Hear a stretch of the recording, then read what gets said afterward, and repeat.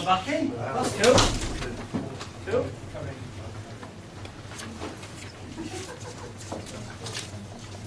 Technical crew, how are we recording? What, and here as well? Alright, does it not have a red light, that one? Alright, good man. Okay. Right, welcome back to the last section.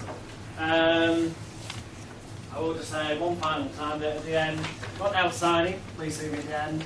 If you've got any sort of questions and stuff, then let me deal with signing things for people first, please.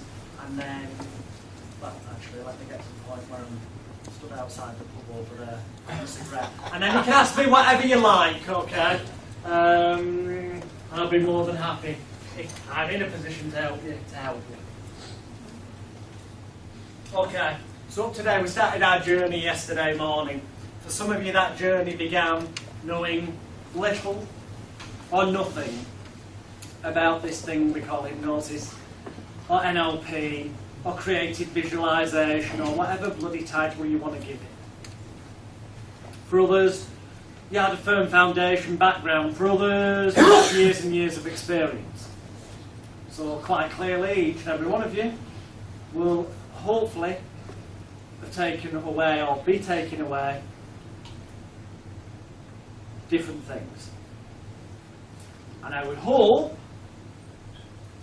that in pretty much all the cases, once you've got these final sections of suggestibility tests to slot in, the running order you've got for complete mind therapy, and inductions to put them under, albeit you already know basically as long as they close their eyes and keep them closed, fuck it, it'll still work. We've proven that, you've seen that.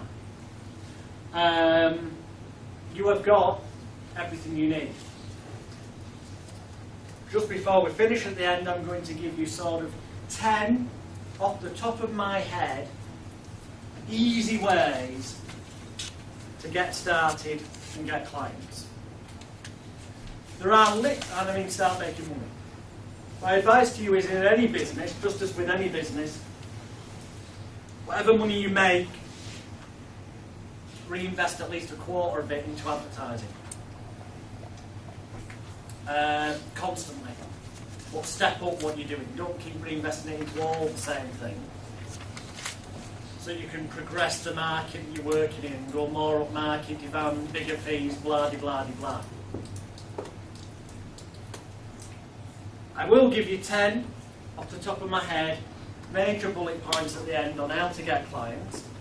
But for those of you who are serious about this, who really, perhaps it's ignited that passion within you to take this up as a career or make some money, or as a part-time additional income, perhaps for some of you just expanding upon that which you already do, then I can personally guarantee you that if you're committed in that way, you take action at the end, and unfortunately, and this isn't a sales ploy, I wish it was, it's not, there is literally only a limited number of sets of one of my DVDs called Secrets of Hypnotic Success, which is an entire 2-day seminar where all it was how to get clients. Right through from one-to-one clients all the way through to getting corporate companies to employ you on thousands of pounds a month retainer, just going in and motivating the staff and this, that, the other. And it goes step by step, gives you templates for letters. It's literally, I hate the fucking phrase, but it gets bandied around, it is business in a box.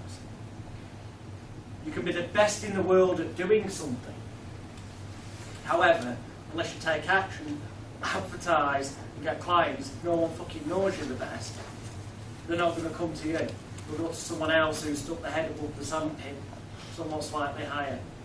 And if you're sticking your head out the sandpit to the same level as they are, they're going to come to the one that looks like they've got the cleanest head and got most of the sand off, the one they can see most clearly. All hypnosis itself really is, and all, as you may have guessed, helping people really is persuasion, which what marketing is. So it's a fucking irony, and it devastates me to think of the number of hypnosis and NLP courses where you equip people with these tools, make them realise they've got them and can use them, and don't make them fucking aware that they can use the same tools and techniques in the arena of selling themselves to actually A, get better, practicing in private, and B, make money from it. And just before I show you some inductions, there's a quote that I wrote down out of a sales book. There's 2 quotes. And I feel that these sum up truly the key to successful advertising, marketing and promotion.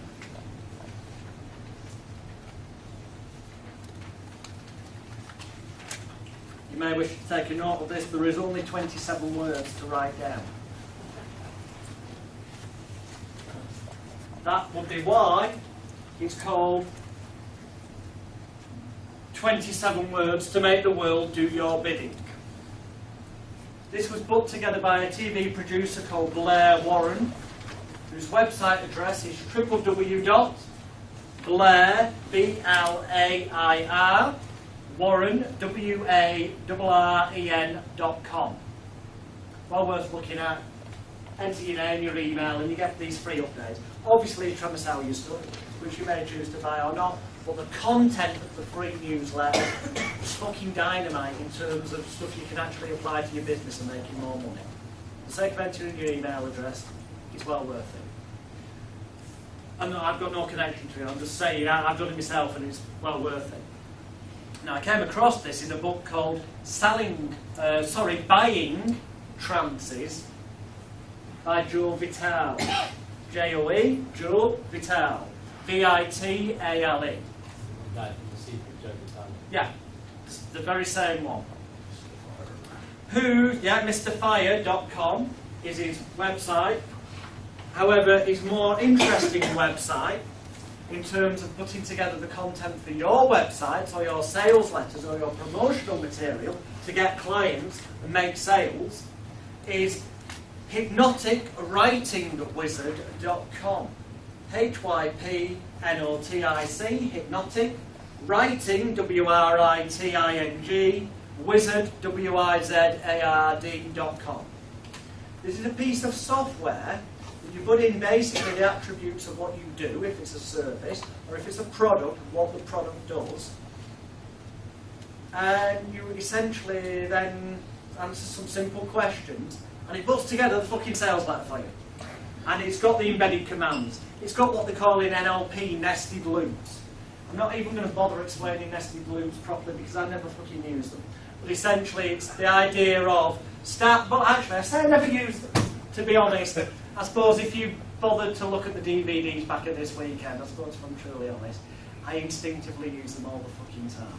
Because what nested loops are, is the idea that you start talking about something, the first thing.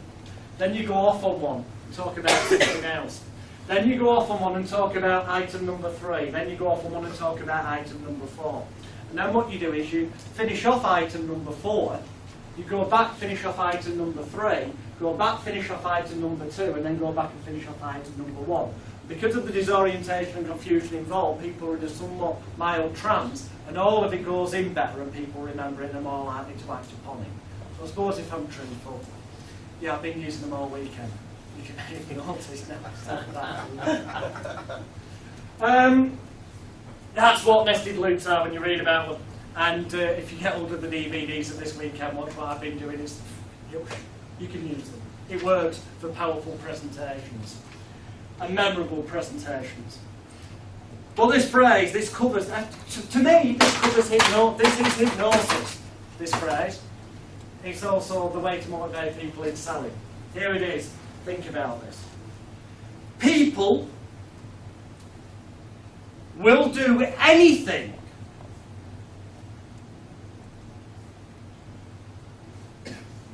for those who encourage their dreams.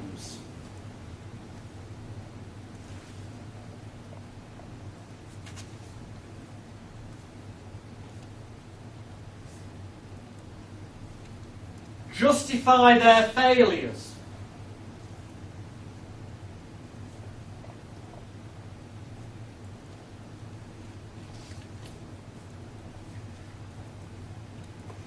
allay their fears.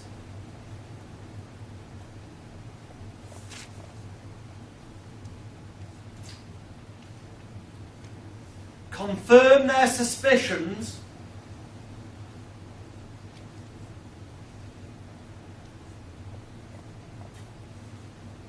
And help them to throw rocks at their enemies.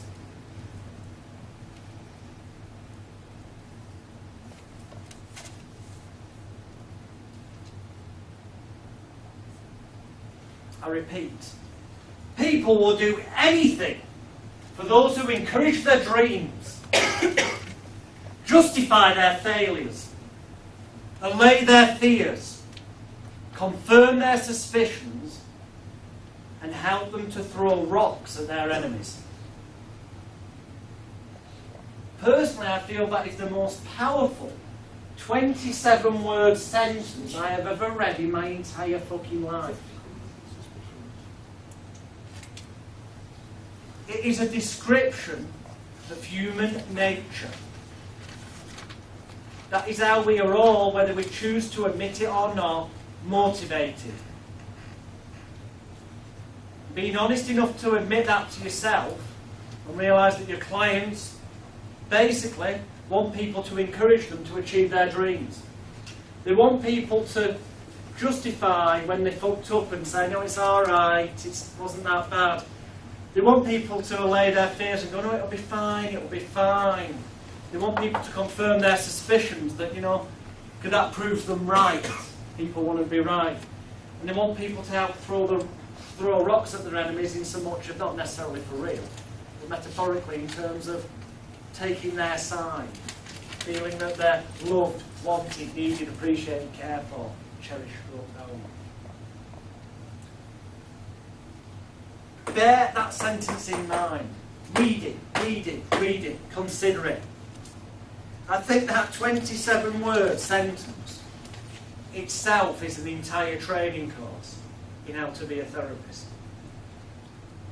Further, it is most definitely an entire training course in how to motivate people to buy things. If your sales letter or promotional material provides them in a way that will encourage their dreams to come true, people will buy. That's why get-rich-quick schemes for people who are in the state of mind of wanting more money work so well. If your marketing justifies their failures, which might be through wording like fed up of, missing the hole with your golf ball, I'm just bumping this off the top of my head, or don't worry, so am I, but here's the solution. Becoming like rapport, it's beautiful. Allay their fears. Of course, people want to feel safe. Confirm their suspicions. People want to feel the right. Help them to throw rocks at their enemies. A mutual. People like to be part of a group, feel belong. Take some time after the event to think about that because I think it's very valuable. And actually, from that same book, Buying Transit, which I recommend you to buy,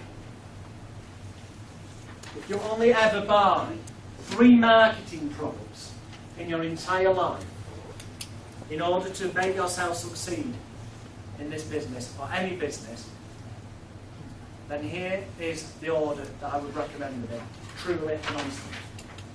Number 1, you buy Secrets of Hypnotic Success, my DVDs. Yes, I know they're mine. But I guarantee you there is no product on the market better. Number 2, you then buy Buying Transit by Joe Vitale, which will make even more sense when you've watched Secrets of Hypnotic Success. And then using the information in those 2 combined, you get yourself your clients, whether that be one-to-one or group sessions. The only difference between a group session and a one-to-one is there's more people. And you just say, everyone close your eyes rather than you close your eyes. That's the only fucking difference. And then you put together DVDs of your group events, or you put together audio recordings using the script and make sure it says script consultant, script devised by moi. So you've got a product range so that you can make a passive income. I make money when I'm asleep. I wake up in the morning. Well, that's a bit of a lie. I did this weekend. I had to for you people, but generally speaking, when I wake up, I log on and I see I've made money. Then I've got a huge product range. But you need to then sell products, and that's slightly different than selling a service. And for that, I then recommend the Millionaire Plan DVDs, which tells you exactly, step by step, how I have, in recent years, sold in excess, well, not just me personally, also Prospect House, Mindcare, and certain agents on commissions, joint ventures, but in excess of 1 million of my DVDs, CDs, and other products have been shipped basically every corner of the world. Is there any? Thank you. Well, they have. I'm not saying it's bad, I'm just saying the techniques of how that was done is on the Millionaire Plan set. And it will work for you if you do it the same way. I don't think there's any. Is there anywhere where stuff hasn't been shipped? Or perhaps Iceland? Antarctica. No, Iceland sales. Has there? Hey! Antarctica? That's probably the only place. No. No. So pretty much everywhere in the world. I've been to the Antarctica. What, without my DVDs or what? No, down it doesn't really count then.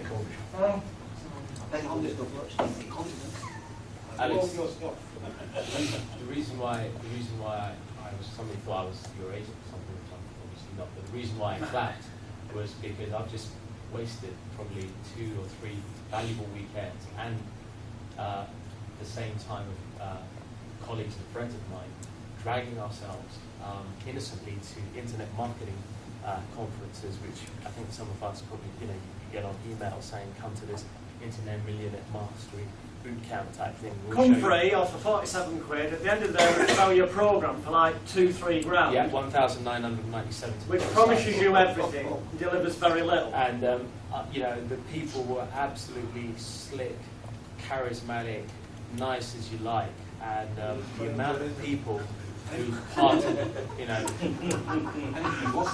that as a compliment. I do take that as a compliment. No, I'm saying these people were slick, but they, at the end of the day, people were parting with ridiculous amounts of money. And I had, I think, about 7 out of 10 people kind of whom I was in touch with coming back saying all these products are pretty much rubbish, and they're all saying the same thing. So you get 10 different guest speakers that you Well, go selling the stuff you've got now, so... You know what I mean? And here's the thing.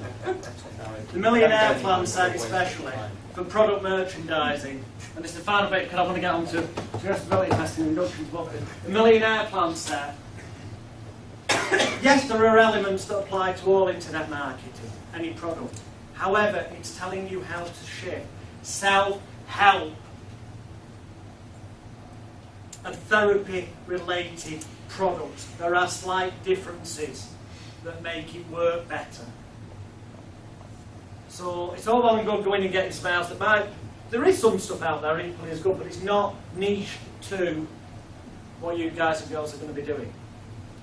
And further on one of this, somewhere in there, the bonus disc has got quite a few free links for e-books that are self-help relevant, like body language, basic hypnosis, stuff that you can have on your website to get them to leave their name and email address. That's why I keep saying, download my book for free. Even if you've got it as a book to be signed at the end, still download it, because then you'll have it in a computer document format where you can print out just the section you want to use as a script perhaps, or to refer to and highlight. But I'm not saying that just to be nice, I'm saying it because I want your name and email entered again, so you've gone into the opt-in mailing list, so I can market you other stuff, basically. Anyway, I'll come back to a bit of marketing near the end, but just please take that on board. Fantastic. Okay, right. Suggestibility test. Well, there's several of them. You only ever really need to use one. I'm just going to tell you a few for the sake of completeness. I probably won't even tell you all the ones that are on here because we haven't got time and because you don't need that many. But I will demonstrate the one I use most in a therapeutic context. Because most of these, to be honest, I mainly just use when it's for a stage hypnosis show. That's a different set. If you want to do stage, get stage hypnosis set. I'll get no such thing as hypnosis. But therapeutic-wise, one of the main ones I'll use is can I have a volunteer. Yeah, go on. He knows what I'm going to do. He's psychic. Give him a round of applause. It's a phenomenon. Phenomenon. Conditioned response. You all learned that as a kid instantly. See how it works. Right. What I'd like to do, John, if you would face the front, smile. You're in show business now. Feet together. Okay. Hands by your side. Just place your right arm out in front of you like that. Make a fist. And then stick your thumb up. I want you to stare directly at the thumb. What I'd like you to do, John, on the count of 3, and only on the count of 3, I'd like you keeping your feet together to rotate from the waist area, move your thumb in a clockwise direction, following your thumb with your eyes, and then stop the very moment it becomes painful or uncomfortable. I don't want you to hurt yourself. Okay. 1, 2, 3, keeping your feet together, follow your thumb with your eyes, moving in a clockwise direction. And the moment it becomes painful or uncomfortable, just stop. Look past your thumb, remember what you can see in the background. Follow your thumb back with your eyes to its original position, and close your eyes down, please, John. Take a nice deep breath in through your nose and out through your mouth. This time I want you to just imagine doing it again, but keep your hand and your feet where you are. But imagine in your mind's eye moving your thumb like you did before, following it with your eyes, rotating from the waist, keeping your feet together, and discovering that as you move, following your thumb with your eyes, that you go further than you did before. So you see the door in the background, the hat stand, the clock, the coffee machine, the wall. And you go further than you ever thought was possible. Because immediately, right here, right now, you're about to prove to yourself the power of your mind over your body, over yourself, can make those changes instantly within you in the rest of our session here today together. And you find that when you see that point that you moved on, something you once thought was difficult or going to be difficult to achieve has proved itself to be so ridiculously easy. And that'll be a sign and a signal to your mind and to your body that all the rest of the work we do here today together will be perfectly successful for you. Hands open your eyes, look at your thumb. On the count of 3, just move your thumb, follow it with your eyes from the waist, feet together just like you did before, only with your newfound reality. 1, 2, 3, move your thumb, follow it with your eyes, going further and further and further and further. And that's absolutely fantastic. I think you can all see the results there. Give me a round of applause. Which means that you will be able to achieve whatever you want to achieve in life. Take a seat, thank you. Right, that is what I call the eye following the thumb test. That's what it's called in the book. That's what it's called. Because your eyes following your thumb. The clues are in the title. Right. Now, hopefully by now, listening to the wording I was using, you could see that there was this element of future pacing being involved. That when you notice a physical difference right here, right now, it's evidence to you that your mind will work correctly for this session to work. Yeah? Makes sense? Cool. So we're anchoring them to that idea. Why did they get the evidence? Because basically footnotes is the answer. I don't know if it's like exercise, warming up the first time, and then the next time you can naturally go further. Don't know. It just works.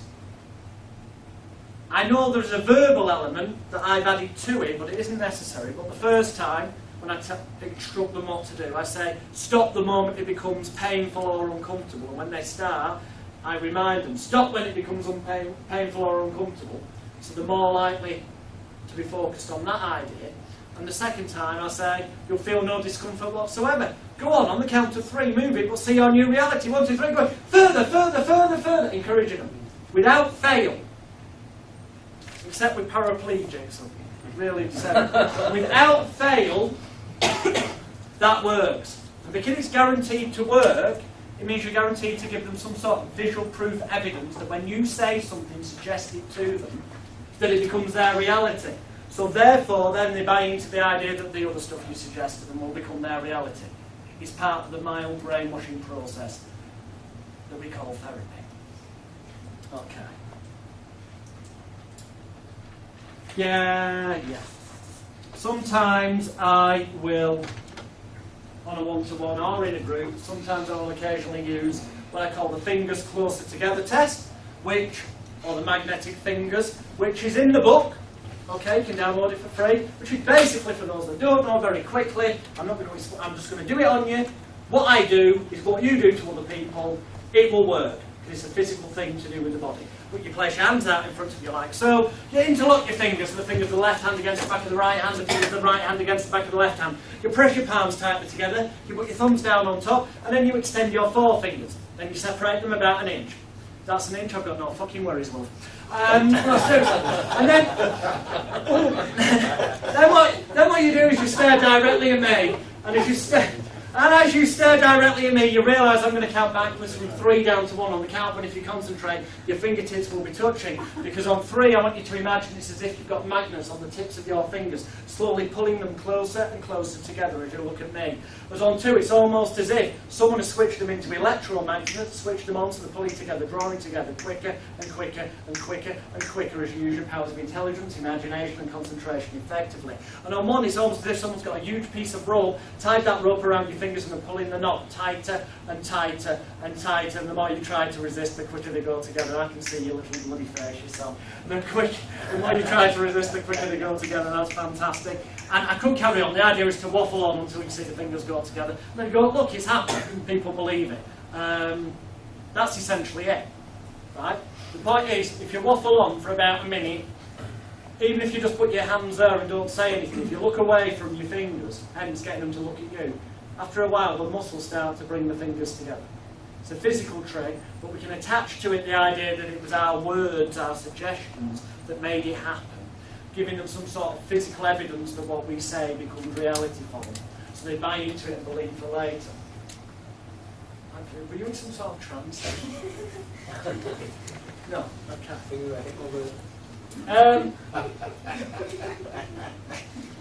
Yeah, so that's fingers closer together.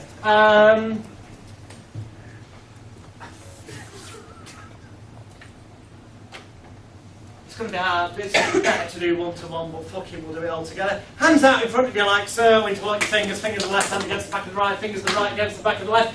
Press your palms tightly together, thumbs down on top, and then do exactly the same as me. Just lift your hands above your head and push them up like that. Then stare directly up at the back of your hands. Look directly at the back of your hands. I'm going to count from 3 down to 1. On the count of 1, as you continue staring at the back of your hands, just so long as you keep pushing your hands high towards the sky, towards the rainbow. High towards the sky, towards the rainbow. It'll be almost as if, when we get to the count of 1, that your hands have been locked, glued, welded, cemented in place. And it'll be impossible to separate your hands if you use your powers of intelligence, imagination and concentration effectively. And just so long as you keep pushing them high towards the sky, towards the rainbow, is on 3. It's almost as if the world's strongest superglue is locking, gluing, welding, cementing. The fingers of the left hand to the back of the right hand, the fingers of the right hand to the back of the left hand. As on 2, it's almost as if every muscle from your wrist to your elbows, your shoulders is stuck fast tight. Locked, glued, welded, cemented. It's almost as if someone has sewn your fingers together. Encase them in a block of concrete, making it impossible to separate your hands if you use your powers of mind effectively, as I'm sure you will. On 1, take a nice deep breath in, keep staring at the back of your hands, and as you do, keep pushing high towards the sky, towards the rainbow. But as you keep pushing high towards the sky, towards the rainbow, just try and separate your hands. Keep pushing high towards the sky, towards the rainbow. Because the more you try, the more they stick getting tighter and stiffer, tighter and stiffer. But the very moment I clap my hands, your hands will instantly spring apart. 1, 2, 3, and now! Separate, separate, separate, separate, separate, separate, separate. Separate.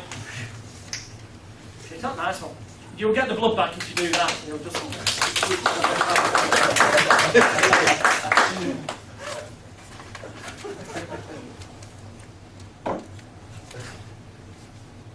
It provides them with a nice piece of evidence that apparently your words have affected their mind and body. It's called the Guaranteed Locked Hands test in the book. That's because it's pretty much guaranteed. If the person does what you say, it's nigh on impossible. There are people with funny shaped fingers, they start coming apart, but as long as it's more difficult than they expected it to be, it doesn't matter. Basically, if the hand's in that position, pushed above the head, or away from them, outwards, but I prefer above the head because then you've got the metaphor of saying, keep pushing high towards the sky, towards the rainbow, which is a nice way of saying, keep pushing your hands up. In that position, it's making it nigh on impossible because of the physical position your hands are in. but so preoccupied about what you're saying that they believe it's kind of suggestion. Make sense? Cool.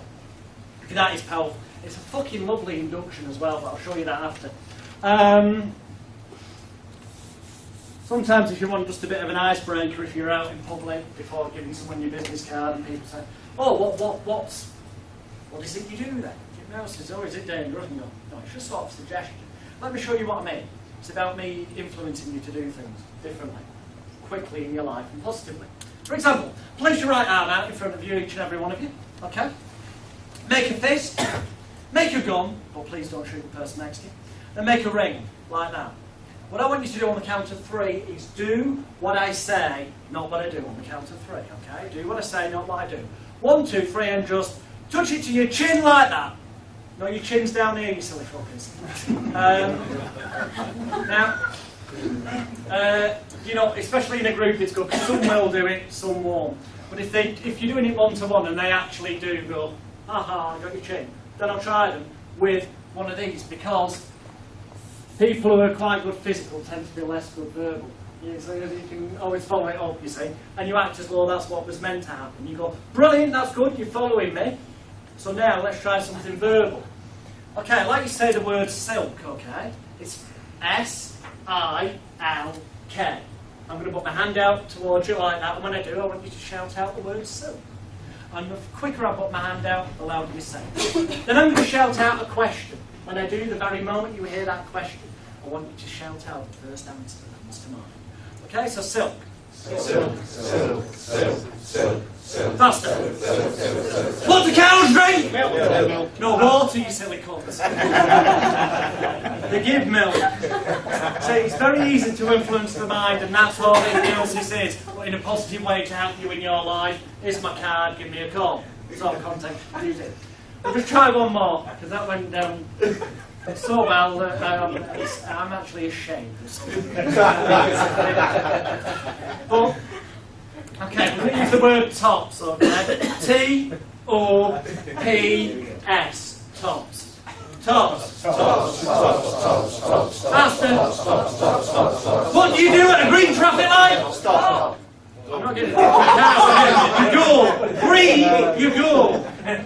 But word association, the mind is so easily tricked, and all hypnosis is a way of helping to trick your mind in a positive manner to do the things you want in life. Here's my card, give me a call. Just little ideas for you when you're back, you know? Light and heavy hands test, we've already technically done that.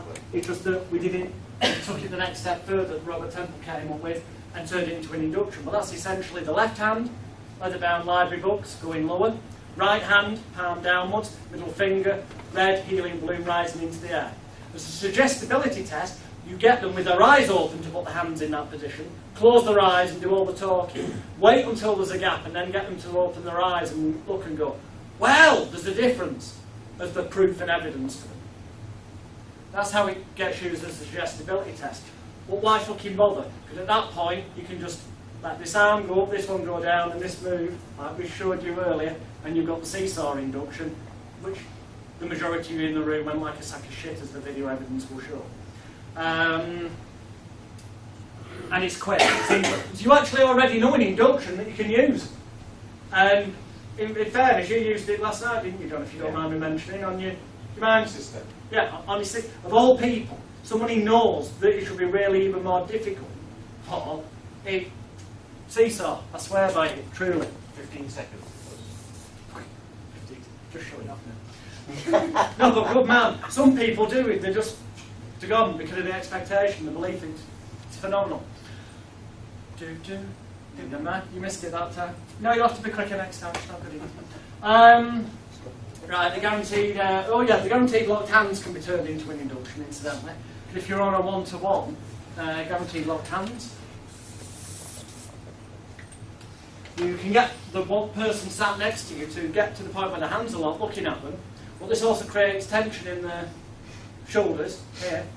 So then you can take hold of their wrist gently, having warned them, and say, keep staring at the back of your hands. And as you lower your hands down slowly, as you breathe in and out, just helps you relax, drifting down, sinking down. If you slowly lower their hands down so they're staring at the back, oddly enough, by the time you get the hands in the lap, they've got to keep following the back of their hands, this is what happens.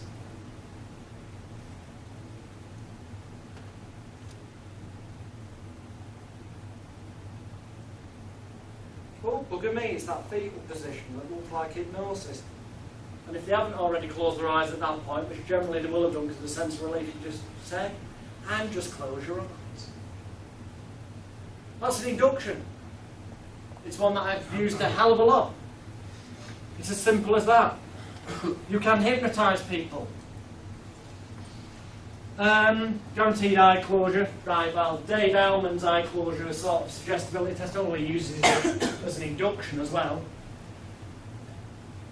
Let's be honest, all suggestibility tests can be inductions if you just merely tell them to close their eyes at the end. That's pretty much it, because you've got them fixated on something. But the eye closure thing, Dave Ellman basically will tell them to close their eyes. In fact, everyone do it. Close your eyes. Take a nice deep breath in through your nose and out through your mouth. And imagine now in your mind's eye that you've got a little control panel. And that control panel controls all the little muscles around your eyes and in your eyelids. And I'd like you to imagine, in a way that's right for you, turning off all the little switches, dials, or whatever it is on your control panel, so that you know you've turned off all the energy and all the power to your eyelids and your eyes. So that you know that they're locked until those switches are put back on. And when you know for certain in your mind's eye that you've turned off all the little switches around the muscle groups and around your eyes and on your eyelids, and you know that they're locked, glued, welded, cemented together, when you know that for certain, that you've correctly, using your powers of intelligence, imagination and concentration, effectively turned off all the little muscle groups, then just prove it to yourself, prove you've done it correctly, try and open your eyes and notice that you've done it correctly, and you can't open your eyes because you've locked them together. You've glued them, you've welded them, you've cemented them.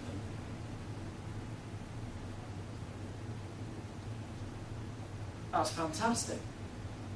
Now take a nice deep breath in, and just for the purpose of this demonstration, when I clap my hands, all those switches come back on and you can open your eyes. 1, 2, 3. Now, wakey, wakey, open your eyes. Wakey, wakey. Yes. Well done. Pretty much everyone. Did you purposely open your eyes, by the way, then? I put a fair amount of effort in. It was still quite difficult, but I could. Right. So. You always get one prick and a bunch of roses, don't you? I was following your other Yes, suggestion. indeed. I'm joking. I don't take offence. Take offence. Take offence. But on a one-to-one, it's even better because you can anchor it by gently tapping them on the head and all that shite. On a group, you're going for a mass populace. Ultimately, it's a contradiction that if they only try to open their eyes, which is a suggestion of not doing, once they are certain they've turned off all the little switches, then basically they're not going to be able to open their eyes if they're certain and they've done it right. All the onus is on them.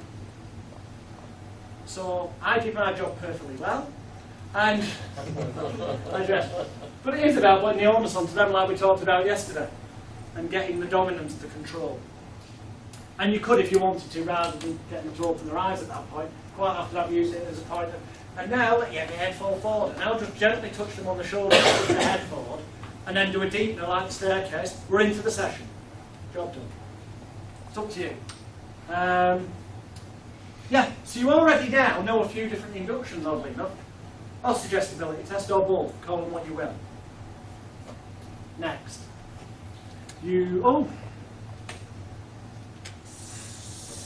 I've just mentioned that one because that's the eye closure induction. We've just done it. Seesaw induction. Do you think it's fair to say, did we get the hang of that?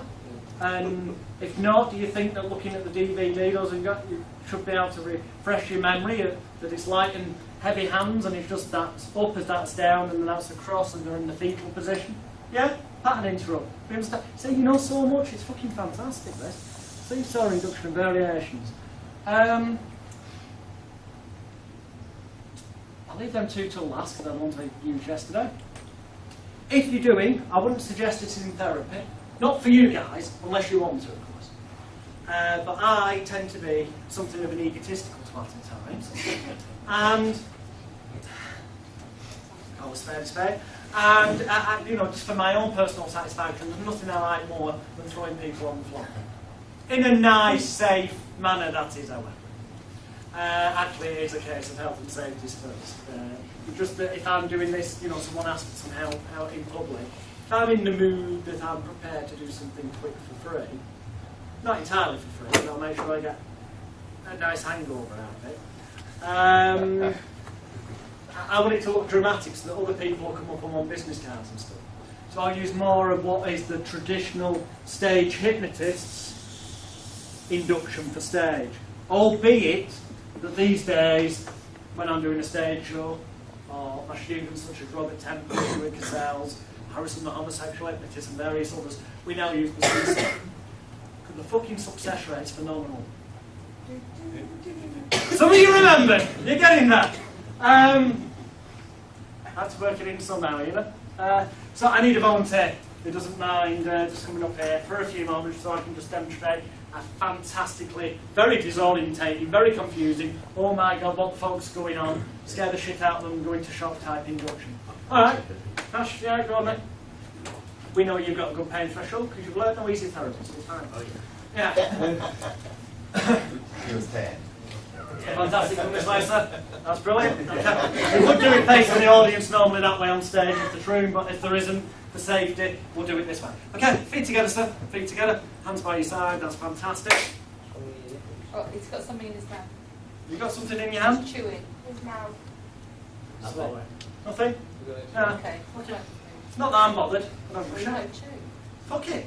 Nothing in my mouth. I'm not Thursday. You choose. Right. No, seriously. Okay. Feet together, hands by your side, tilt your head well back, take a nice deep breath in through your nose. Then out through your mouth. In through your nose. Then out through your mouth. Continue breathing deeply and regularly in through your nose and out through your mouth. I'm going to count slowly backwards from 3 down to 1. On the count of 1, if you concentrate, as I'm sure you will, you'll find yourself falling gently backwards into my arms. I won't let you fall and hurt yourself, you'll just fall into a lovely relaxed state. Because on 3, with every breath you take, as I tap you on the back, you shoot a sign and a signal to relax more completely. 2, the deeper you go, the better you feel, and the better you feel, the deeper you go. When you feel yourself falling back, straight, deeper, deeper, deeper, deeper, as remaining tightly closed. Falling like a sack of shit, that's good. Smile out, you relax more as I lift your arm up in the air. Just a sign and a signal to relax more completely. When I drop your arm on the floor, you just sink down 100 times deeper, deeper, deeper, deeper, and more relaxing than enjoyable for you. You can imagine in a nightclub or a bar, that does tend to cause quite a scene when they don't know what's going on. We have had bouncers coming up, going, what fucking hell, you've knocked the bloke out. No, I haven't. Some business cards there. Then I'll proceed to bring the person round very quickly in front of them to prove everything's fine by going, when I tap you on the head, you'll be wide awake, you'll feel fantastic, you're the hypnotist's best friend, you've not heard of Claims Direct or the Accident Helpline, and you will not hit the hypnotist, because you're his best friend. 1, 2, 3, you wake, you rise and shine up, you get this gentleman a round of applause to take the seat. And the bar, don't forget that one. And the bar's over there. Okay, that, it looks dramatic. Look, it's pretty much unnecessary. It's theatrical. It looks good on stage. It's also quite good if someone says they've seen a hypnotist. Let's talk about this a little bit. If someone says they've seen a hypnotist before, do that, and they've already bought into the idea, because they've seen a stage hypnotist, that that's how it's done, rather than telling them it isn't, then do that. Makes sense? Because they've already got a belief system in place. Well, and that's the thing, you've got this thing called a mouth and a brain to use. Ask them, have they been hypnotised before? If they say yes, ask them what the hypnotist did. And they will describe to you the induction process that was done on them. Was it staring into light, while the person bored them stupid for ages till the light, with the head held at 45-degree angles, so that the light eventually tired their eyes till they closed? Was it knocking them back like that? Was it the hands out? What was it? Don't know. They'll tell you. When they tell you, that is going to be the best possible induction method you can ever use on that person. Even if you've never done it before, as long as you just roughly make it up along the lines of what they've said, they've already got a belief system. Job done. If they've not been hypnotised before, and sometimes I even cut to the chase. If you've got balls of steel, I've done it on stage.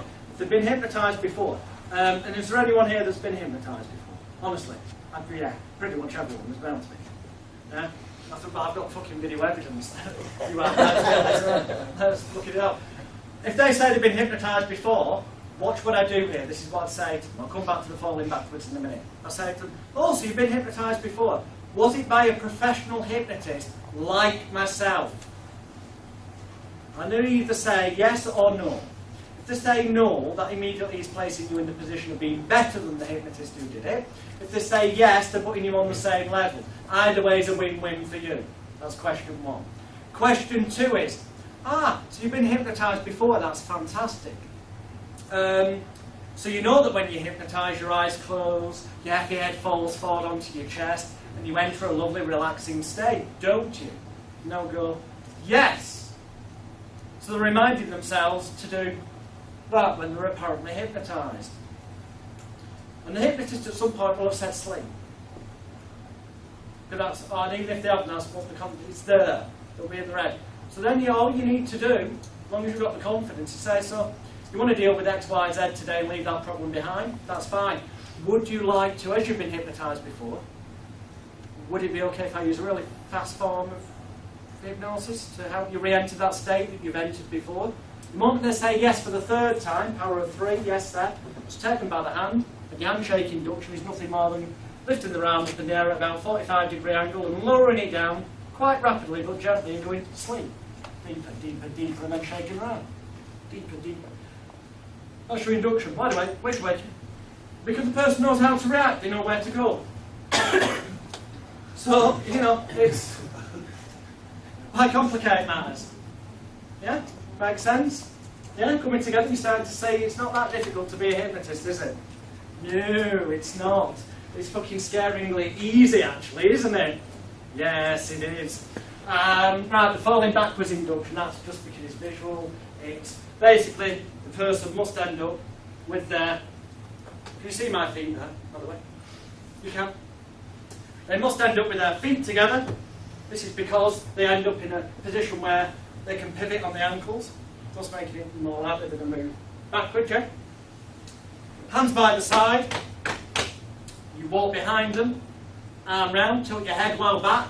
So that's the head at 45-degree angles. They're now off balance slightly. If you were suddenly to let go, the chances are they'd probably fall over anyway. But some people resist and keep the balance. So that's fine at the minute. Feet together, hands by your side. Tilt your head well back. Take a nice deep breath in through your nose and out through your mouth as you close your eyes. In that position, it's slightly disorientating. Disorientation and confusion. You tell them what's going to happen, when it's going to happen, and reassure them that you won't let them fall and hurt themselves. I said I'll count from 3 to 1. On the count of 1, if you concentrate, as I'm sure you will, on the count of 1 you'll feel yourself falling gently backwards into my arms. I won't let you fall and hurt yourself, you just fall into a lovely, relaxed and light state. Almost as if you're sinking into the ground. 3, deep you go in bed and feel. 2, I then brought my arm round from under his arm and tapped on his back as I tap you on the back. It's a sign and a signal. I'm also making him off balance by wiggling. But my arm here is still supporting his body, so he doesn't fall back. And then as I get to 1, I put my arm back underneath his arm, so I've got hold of him. And my finger here, which is on the sort of third eye area, not hard, very gently. The more gentle, the better. Moves backwards and then off the top, and they follow the direction of that gentle movement. And as the hand comes off the top, it can come back around the back. So you've now got them supported under the arm and back, and you lower them down. Does that make sense? Can I borrow you just one more time, please? So I can the people now can pay visual attention to that. Don't worry, you can keep your eyes open this time, it's just purely for demonstration purposes. So you take the person, you get them to put the feet together, hands by the side, your foot goes against the back of their feet, so you know you've got them in this pivot position. Yeah? Your arm comes round, tilt your head well back, Your other arm goes under their arm, so you've now got a place where you can get hold of them when you need to. You do your talking, but at some point you're going to move this arm out. You can just tap them a bit. Before you get to the count of 1, it's back in position. The finger gently moves backwards and off, down, and you've got them. You can lower them gently. It's actually quite romantic. I can't, because Rachel. That's all right, sweetie. You go pop your bum down there, love. See you tomorrow afterwards. So that is the falling backwards induction. And the key thing I need to stress to you there and emphasise is the gentleness of the finger on the head. That was, I mean, it felt very... You don't, you pull the head back like that to start with, but when you're moving it gently backwards, you don't like go, I'm putting pressure on your head. The more gentle, do it to yourself, the more gentle you move your finger backwards, the more likely you are to follow it with your head. If you do it too hard, you put up the person will put up resistance. The more gentle it is, the more they find themselves suddenly at the point where they're off balance, falling, and that's the moment when you shout in their ear, and sleep, drifting down, keeping your eyes tightly closed, keep going deeper, deeper, deeper, deeper, and you're overloading the brain. Disorientation, confusion, it's shock, all in one. Make sense? Cool. Right. 3 more inductions to go. Fuck me, you've got more than you ever need. Well, 3 more inductions. The sad thing is you've also got the building blocks. If ever you see someone doing induction you've never seen before, you'll just be able to fucking do it straight away. Because you already know, you can make up your own. With a bit of thought and imagination. But I'm just showing you ones that have already been formulated. Right, this is in my book under the name Finger Stare Induction. I know I wrote it down differently there, but that's wrong. In my book it says Finger Stare Induction. I know because I wrote it. And it's available at a great discount at the back of the room. Right.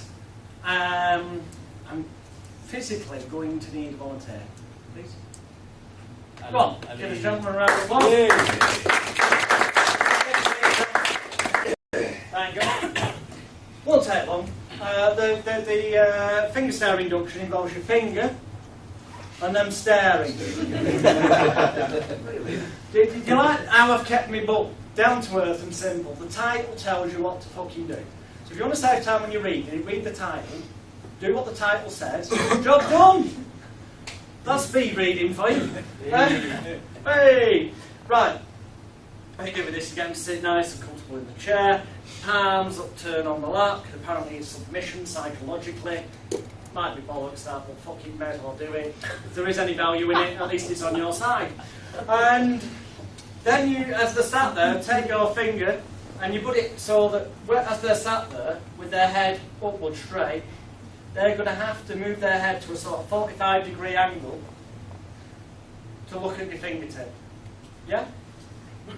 And then what you're going to do is this. Essentially, you're going to move your finger in such a manner that by the time you stop waffling shit, their head will be against their chest, and then it will be easier for them to close their eyes, because it will practically, because of the way. So you'll go something like this.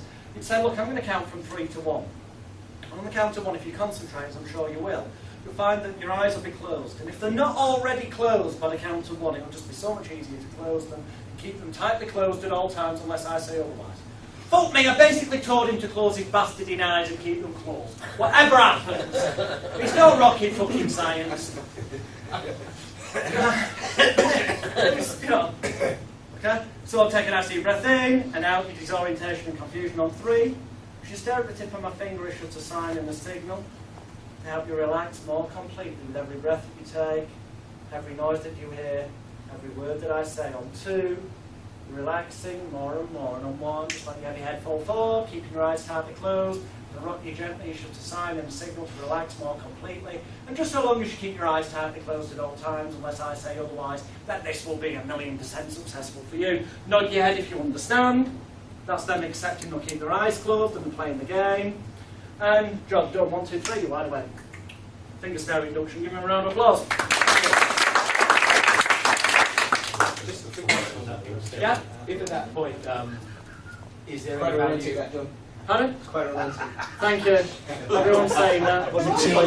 We're not meeting up later on, you're not having my number now. Was it All good these for you offers, to eh? put in? I was just going to say, at that point where the candidate, the participants' eyes were closed, is there value, or to strengthen what you've just done, is there any value in adding the that whole your eyes are cemented together and that not going to open? Deepening and shit. If you want it. Just to deepening it, yeah, just to deepen the. If you want to, if you feel you need to, yeah. Just to Personally, reinforce it. the most honest answer I can give you to that is you will just get an instinct and a vibe off the person. Mhm. Sometimes you'll choose to do that, and other times you'll just know there's no fucking need. You'll just get a vibe the more you do it. You'll be like, they've gone like a sack of shit, or no, they've done it, they've nodded the bread, but it was a bit resistant. That isn't the word I was thinking of, but I can't remember it. But resistance, that's good. So then you could do something like that just to reassure yourself. That's all it is really. Self-reassurance, doing things like that. But in that scenario, is the breathing acting as the disorientation? A bit, yeah. And also, if you notice, it wasn't just a case of following my finger from 45 degrees down here. All right, the head had followed. But it's also a case of it starts out away, and as it's moving this way, it's also moving in to help make them a bit cross-eyed and knacker the eyes up a bit. So you've got those two elements going on. Yeah? Tremendous. Instead of the stairs, do you think, could you use the drop angle one instead? Use whatever you want. Tell them in a few moments' time, I'll lift up your left or right hand. It won't bother you, worry or concern you. And the moment I do, I drop it into your lap. It'll be like a loose limp rag doll. The deeper you go, the better you'll feel. If you're going to do that, a little tip on the side. Can I borrow you for a second? Next thing, please do keep your eyes open for this so you can see it as well. So we'll imagine he's got his eyes closed. Keep them open for now. So I'll say, you know, in a moment I'm going to lift your arm up. When I do, I'm going to drop it into your lap. When I do, it's a sign and a signal for you to relax more completely. And it'll fall like a loose limp rag doll. So he knows what I'm going to do. It doesn't bother him if I lift it up.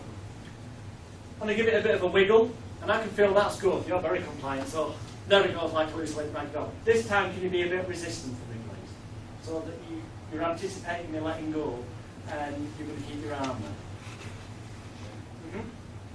So I lift it up and I feel, and I think, a bit of stiffness. The twat's going to keep his arm there.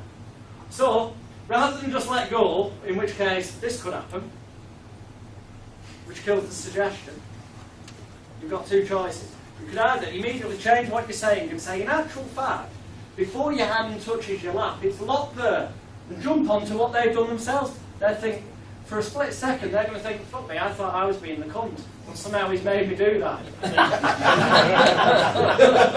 And at that moment, they're going to want to prove you wrong, so immediately they're going to start lowering their arm. And knowing this is going to happen, you're saying you can let your arm lower down just as fast as you want towards your lap. And they think, well, it's right. You're on a win-win. That's one option. Or if you feel that resistance, what you do is you bend up one of your fingers so it ends up on top of the wrist, and you're literally going to flick it down. So rather than just letting go, if you feel that resistance, you flick the bastard down into the lap. So they feel it drop, and they think, the cunt, he said it had happened. He said it had happened. Clearly what he says, or she says, occurs, so they buy into that reality, and so it continues. Does that make sense? Cool. Would you mind awfully if... yeah, no, actually, no, it's not fair. You go back, give me a round of applause.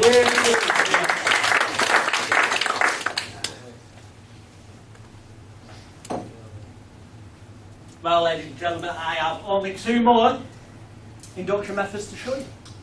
Oh, that's not true. I've got fucking hundreds of code, but I don't see the fucking point. I'm going to show you 2 more, look, I've been using them all weekend. So at least it just fills in the blank. Albeit that when you look at the DVDs, play them back, do what I did, say what I said, roughly along those lines, and you'll get the same result. Simple as that. As long as you believe. As long as you transmit that intent. As long as you remember, it is as simple as this. As long as you remember that. As I always have to tell my little nephew, whenever I speak to him, I say, don't overcomplicate things. So keep it simple, keep it real. You know. Anyway, I need another volunteer. Gentleman here, okay. Take a seat, give him a round of applause.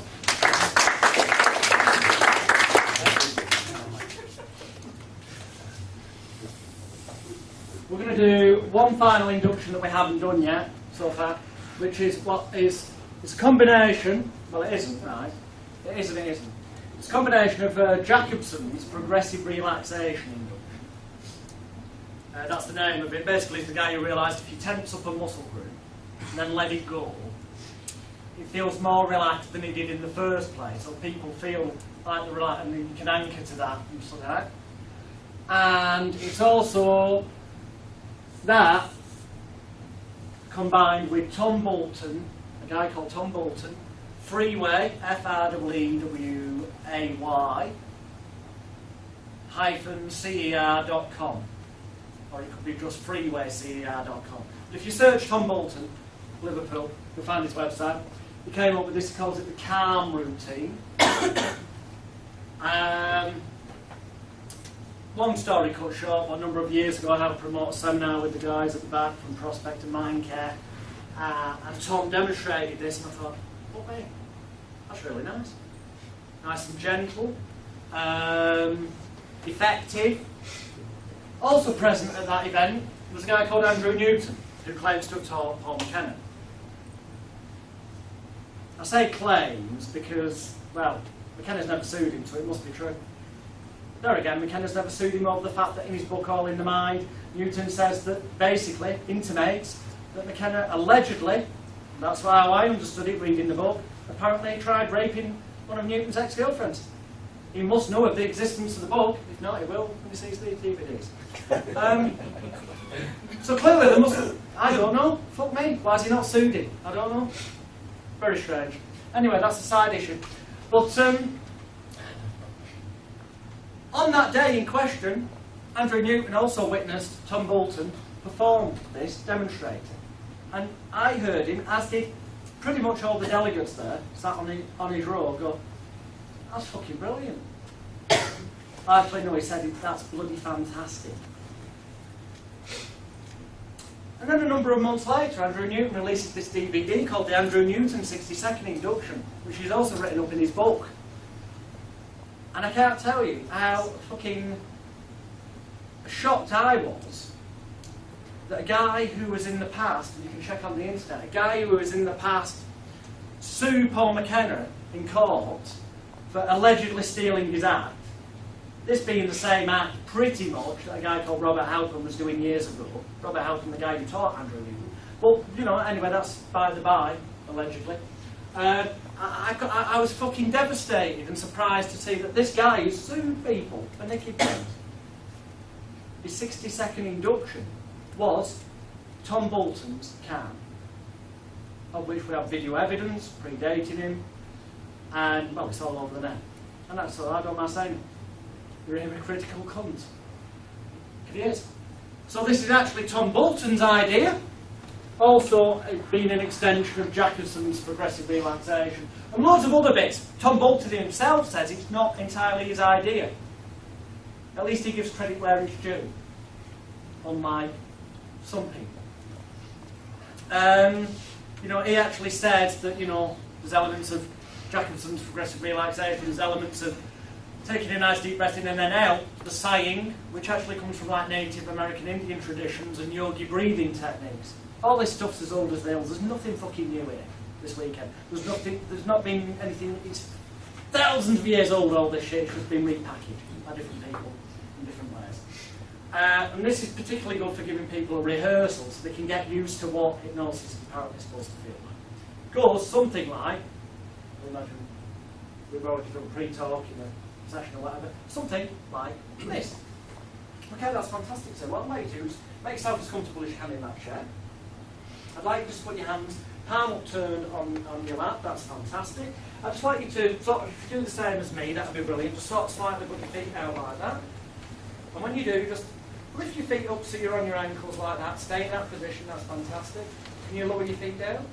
Brilliant. So lift your feet up off the ground. Cool. Tilt your head back 45 degrees. Brilliant. Close your eyes. Take a nice deep breath in through your nose. Then out through your mouth.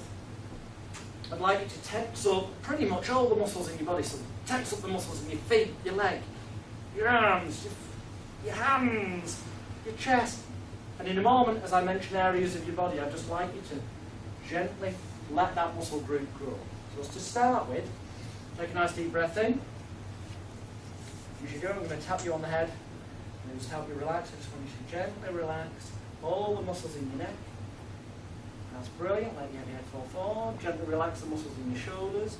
Gently relax the muscles in your arm. That's brilliant. In your leg. And just let the feet go. That's brilliant. Relax, calm, deep. Eyes remaining tightly closed. At all times, unless I say otherwise. When I tap you on the head, you'll instantly be wide awake, be your normal self in every way. 1, 2, 3, you're wide awake. Wakey, wakey, rise and shine. That's it. How quick do you want it? That's Tom Bolton's, by the way. Did I mention that? It's not Andrew Newman's. I'm sorry, who is that? Tom Bolton. Thank you. Yeah, Tom Bolton and Beverly Anderson, created as a freeway CEO. Now, I just went through it there once. Tom's actual idea of this is that if you get a resistant client who's a bit scared, what you say to them is, we're not going to hypnotise you yet, or we're not going to get you into the eyes closed relaxation process. We're going to have a rehearsal. So you do it once like that, and then you say, okay, just open your eyes. Okay. Could you notice that it felt better once you relaxed the muscles? And you get them to say yes, agreement. And then you do it the second time, but before you do it, you tell them, this time we're doing it for real. And the thing is, the head tilted back gets tiring. The feet that are on the floor, did you get the feet, Andy? Yeah? They're on the floor, but they're up at that 45-degree angle. It starts to knacker the ankle area out. Tensing the muscles, put it all together, you get the gentle head roll, head relaxes, gentle shoulder massage, shake, arms off the lap, bit floppy, and then down to the feet, so tension. They feel physical, genuine tension. Oh, 1, 2, 3, you went away. Cheers, give this gentleman a round of applause to go back in it. They feel a genuine physical tension disappear from their neck, then their shoulders, then from the back, then their arms, then their legs, and then finally the feet back on the ground. It's like being grounded again. And if you you've had them breathe in before, so when you do the head rotation forward, you'll tend to catch it if you time it right on the breath out, and it's like a sigh. That's a non-verbal suggestion to themselves. And that's really effective. Just by wording, if you think that they've reacted well enough and you can see in the face like it's a tension gone, go straight into the session. If not, say, that's brilliant, open your eyes, that was a great rehearsal. In a minute we're going to do it for real. But how much could you notice that difference? Not could you? How much you did notice that difference? Get the agreement and then do it again. You're in? How simple do you reckon we're all capable of doing that? Yeah.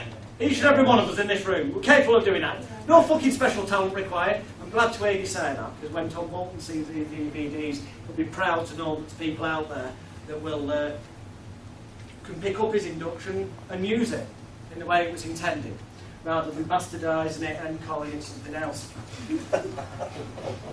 I suppose like person, like induction. But then... No, not allegedly. The guy's a tosser who's tried having me killed several times, but I've got the evidence and witnesses from seminars, and I will say that on tape without it being edited out. See me in court if you want to try and see it. Right, we're getting very close to the end of the day. There's only one induction I haven't shown you, that's the one I kept using. Actually, there's two. I just realised. Well, actually, I did show you the hand stare one yesterday. That's just to get them to hold their hand, arm out in front of them, hand there, stare directly at the palm of the hand and say, as I bring your hand towards you, keep staring at it and allow it to be a sign and a signal to close your eyes. When your hand touches your face, just close your eyes down. You're telling them what to do. But if you do it yourself, put your hand out, stare at your hand, bring it towards your eyes very slowly. Make sure you go fucking cross-eyed. So you feel your eyes going, yeah. When you tie that in with the wording, they come to think, this is weird. And so you've used something that's naturally going to happen to make them believe it's having a suggestion and therefore they buy into it. Make sense? Cool. Okay. Richard Bandler, Stroke Erickson's handshake interrupt. You already know what pattern interrupt is from the seesaw induction. You already knew from everyday life. It's when you're thinking about something or talking about something and somebody says, stop, hang on a minute, and they tell you something, and then you try and remember what the fuck you were on about. Because they've interrupted your pattern. That's a pattern interrupt. Right. A pattern that we all have, pretty much, certainly in England, most countries, I know different countries have different customs and things, so you may want to adapt things accordingly to different customs. Can I have a volunteer? Volunteer? Gentlemen there, give me a round of applause.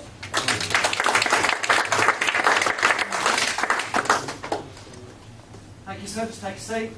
It's absolutely fantastic to me. You just look at your hand like that, close your eyes, take a nice deep breath in, lay your head fall forward. Just keep your eyes closed tightly at all times, going to lower your hand down so you're laughing, just a sign of signalling back like a leaping ragdoll, drifting down, sinking down.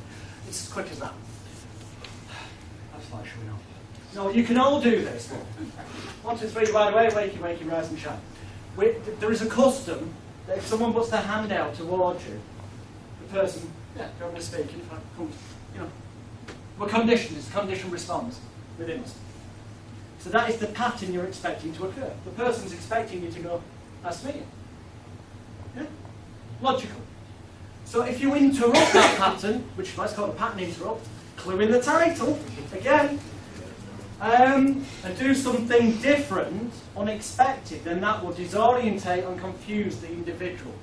And when they're disorientated and confused, and you continue that confusion by then suddenly, as your hand touches your face, just close your eyes and keep your eyes closed, telling them what to do. It's like, what the fuck's going on? Oh, it's just easier to do it. Yeah? Would you use that if you, in your preamble, had worked out that they've got trust issues?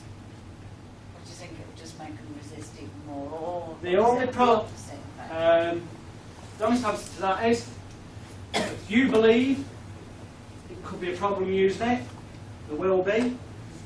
If you believe it'll work, then most of the time it will. But when it doesn't matter. You go, fine, that's fantastic. I'm just doing an imagination exercise. You talk bollocks.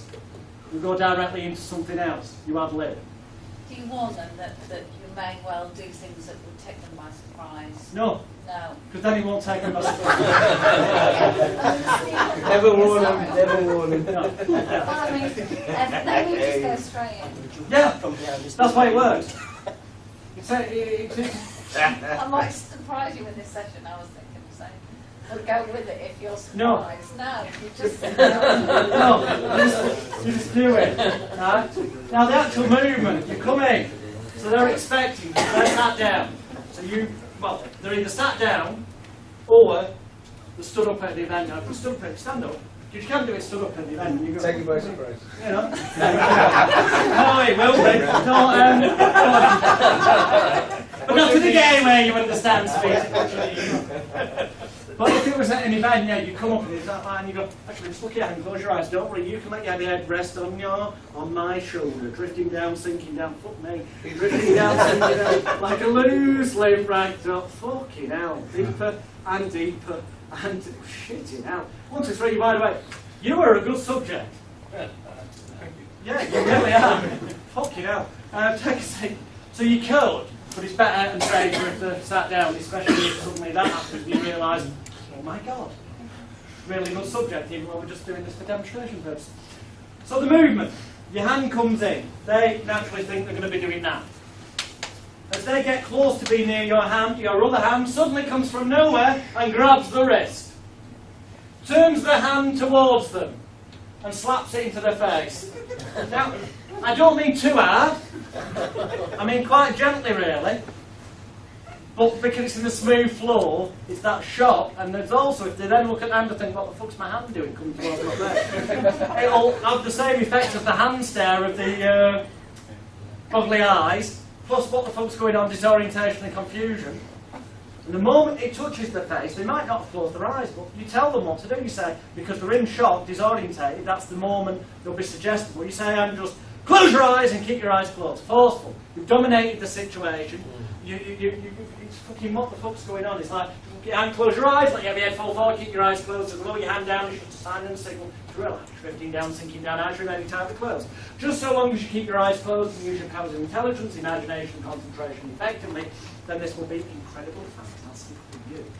And you realise as you drift down, sink down, eyes remaining tightly closed as I talk to the audience. Does that make sense, ladies and gentlemen?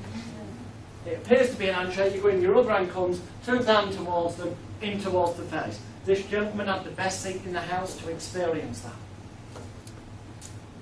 However, I'm only talking to you directly. If I tap you on the shoulder, I'm talking to you. Drifting down, sinking down, the deeper you go, the better you feel.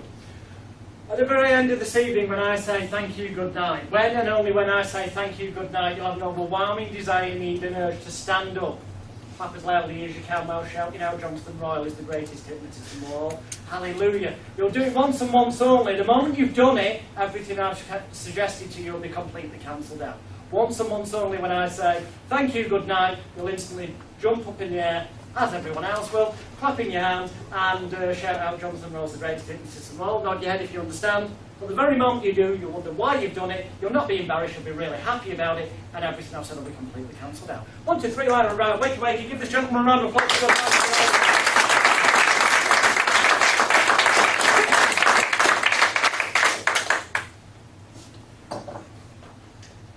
Just a quick question on that same one. All right. So it's on the same subject. Okay. Was there another version of the handshake interrupt where I recall you pull the subject's kind of hand, so you do shake the hand, but you kind of slightly yank it? Yeah, there is. It's just pure enough to shock. You go up to them, it's nice to meet you, but when sat there, you put your finger onto their pulse area. Okay, people can see that, yeah? You've got the 45-degree angle looking down, and this is a weird position anyway for a handshake. This is all going to happen in one flow, and then suddenly, because of the finger, you can very easily move their arm. You're going to move it down inwards towards the chest, so the elbow knocks the air out of the chest, yeah? And then gently tuck forward like that so it moves their body forward. So in one movement, it will... Can I just borrow you 30 seconds, please? In one movement, you know, you can move the person. Very nice to meet you, sir. That's fantastic, man. Just sleep, sleep, sleep, sleep deep. Keeping your eyes tightly closed, drifting down, sinking. And that little tug, keep tugging it, actually is a bit of a suggestion in how to relax. 1, 2, 3, open your eyes. Give the gentleman a round of applause. Thank you very much. Oh yes, that's brilliant. When I phone my little nephew afterwards, he's going to be so happy to be clapping and joyful and fantastic. He really is. Oh, he really, really will be. Okay. To finish off, I'm going to give you 10 bullet points to marketing. That's it, because then the day's over. 10 bullet points to marketing. I've already mentioned to you about having a website. Now you can get a copy for that written. A website, John, who's here, our friend John McLean, has a website of his own you may want to take a note of. Number 4, tunenet.com. That's number 4, the actual number 4, tunenet.com. He's asked me to tell you that when you look on the site, it's a web design service and hosting service, that you don't just order online, otherwise you'll get charged what it says there. He said to contact him via the contact page, tell him exactly what you need, and he'll put together a package for you that will be less than what the website says it is, because he's made you here this weekend. So, worth taking a note of. Because these days, even if it's only a perceptual tool of, yes, you're a credible business because you've got a website, without a website, you're not a fucking business these days. That's my advice. And done correctly, that's tip 1. Don't have one website that has fucking everything on it. Do what I say, not what I do. I know I have a website that has all manner of products on it. Stage therapy and the lot. However, I also have separate websites that you may not even ever have come across, aimed at particular niche markets that only have one product on. Make it niche. Make it specific, so you look like an expert in that field. That applies to all your advertising. Key point number 2. Remember the content of that 27-word sentence. It's the best instruction manual there is in putting advertising copy together. They're the needs, wants. They're the needs, wants, cravings, desires. The emotional hot buttons. And if you think about all this weekend, pretty much everything we talked about can be used to manipulate people to buy. Thirdly, without doubt you need business cards, at the very least. Give them to every fucking person. When you go in pubs, just leave them lying on tables, right, left and centre. People will pick them up, most will get thrown away. It's a numbers game, admittedly, but it will generate work. And they don't have to be fantastic quality for the lying around version, but have a really good quality one for when you're at networking events. That's tip 4. Or when you meet people in person who have expressed an interest. And make sure it's something that can't be knackered up easily. One of these like plastic credit card type ones.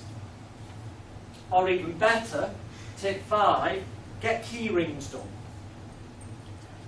Have the business cards for right, left and centre like confetti, but if the person seems genuinely, sincerely interested, say to them, have you got your house keys or your car keys on you? Generally they will have, one or the other, or someone they're with will have. I can just borrow them a second. Take out a key ring, physically put it on their fucking key ring, Jay. Say, that's my number, that's my website, give me a bell, give it them back. Most people, that's why you get people with about 87 key rings, a bit like yourself, my darling. They won't take it off, so it's always there. It won't get lost like a business card. What number was I at there? 5. Thank you. Number 6.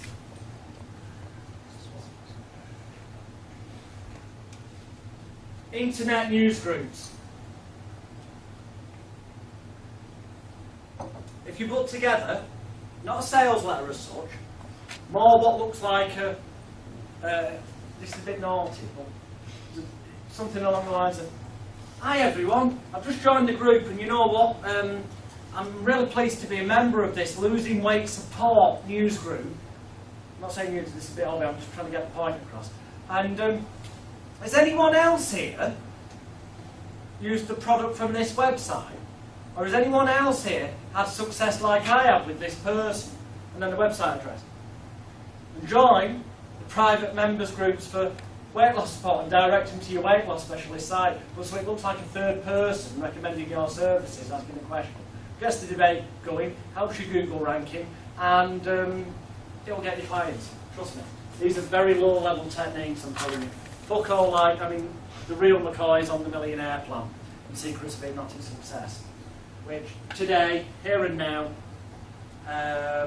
or for those people who've got this DVD set, you can call Peter Hill. This is just for the benefit of people at home. Call him on 01484 861 522. Confirm to him you've got these DVDs so he can check his files, and if you have, then you can get Secrets of Hypnotic Success and the Millionaire Plan at a dramatic discount, just as you guys here today can, if you take action today. Okay, number 7. I'm trying to think of the best part. The local Women's Institute, the Round Table, the local Speakers Forum, round table stuff and Lions clubs and things like that. Offer to do a free little talk and demo for them. Offer to go along and cure a couple of people's phobias. Fuck it, you can do it! Just make sure that you've taken the time to use my script, or put one of your own together, but easier to use my script. And obviously make sure it says script devised by Dr. Jonathan Royal on it. So you've got CDs to sell them at the end, which they will buy. And if it's only local, sometimes they'll give you expenses for showing up, 20 to 30 quid. But if you sell 10 CDs at a tenner, it's 100 quid. Not a lot of money, I know, but that's not the point. You've suddenly got people going out talking about you. You also get mentioned in the local paper because they have write-ups on who the speakers were. It's the knock-on effect. You've got to see the bigger picture. Number 8. I'm just bumping these off the top of my head. I'm trying to think of what's valuable, what can get you started. Number 8, contact a local charity. Say to them, look, hi, my name's Jonathan, or whatever your name is, and I've got particular success in helping people stop smoking, let's say. I'll just use this as an example with common sense you can adapt it. And, you know, it's with hypnosis and NLP, and I was really thinking it'd be good if we could team up together. I'd like to do a group mass stop smoking event, and I'd like to give a large proportion of the proceeds to your charity, which may be the local cancer hospice or something that's relevant to it. And they're going to go because they're a charity, very rare, but occasionally you get the odd one that goes, oh, head office, all of it. But generally speaking, we go, we like getting money, we're a charity, that's okay. And the beautiful thing is charities have a network of people who sort of feel obliged and guilted into buying tickets for everything and anything. So you've got a ready-made audience of people that will buy the ticket for, say, 47 quid, get you 30, 40 people in a room, and for each ticket of 47 quid, bung them 17 quid, sir. Well, 40 people buy 30 quid profit, 3,600, 1,200 quid. What, for an hour and hour's work? Hour and a half's work? Just going through the CMT script. Well, they've all got their eyes closed. Not to be sniffed at. And you make sure everyone gets a key ring at the end on the key, you know, don't you, and word of mouth and other work off it. And it's publicity because you raised all this money for charity to get you right up in the local press. Number 9.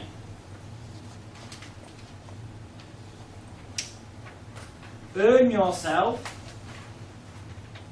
a professional qualification that becomes newsworthy in your local newspapers. I don't mean go on a course and spend a fortune.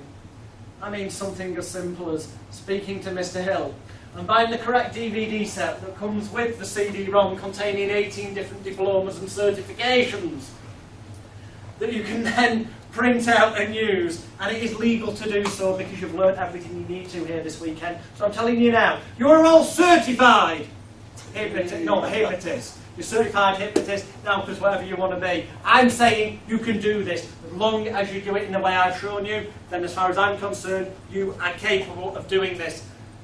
So get the bits of paper, get them printed out, date them that you've only passed them this weekend or next week.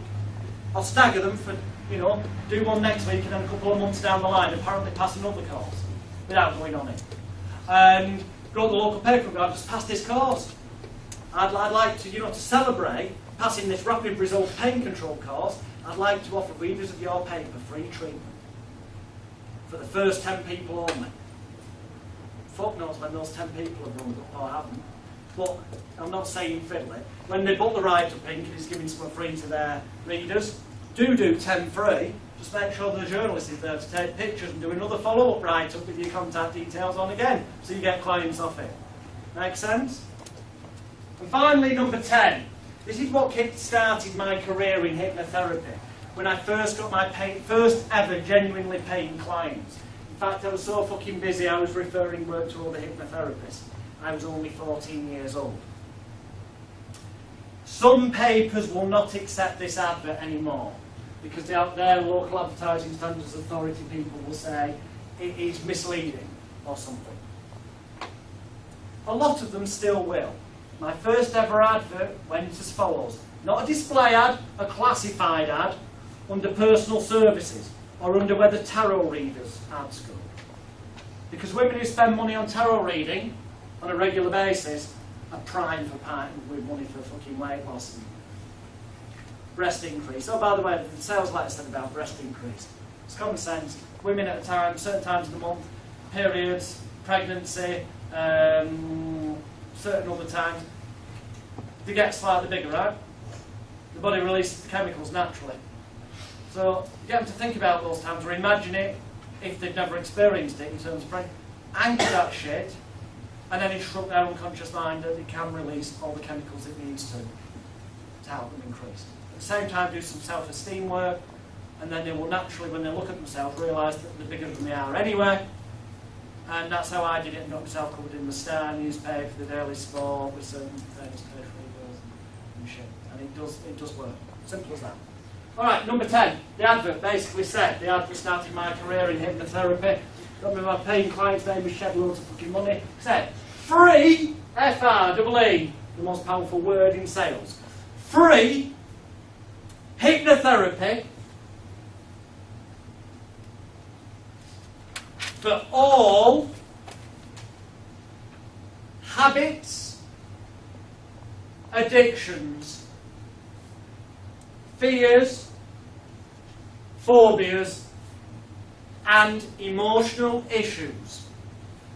Call now, and then the telephone number. They kept it less than 16 words, which in most cases, with the way they do like that, made it dead cheap as well. I just wanted free hypnotherapy in bold. I want that it's specified, so that stood out. Just free and hypnotherapy in bold. When they ring up, this is why some newspapers sometimes ring up their own ads that have been paid for in.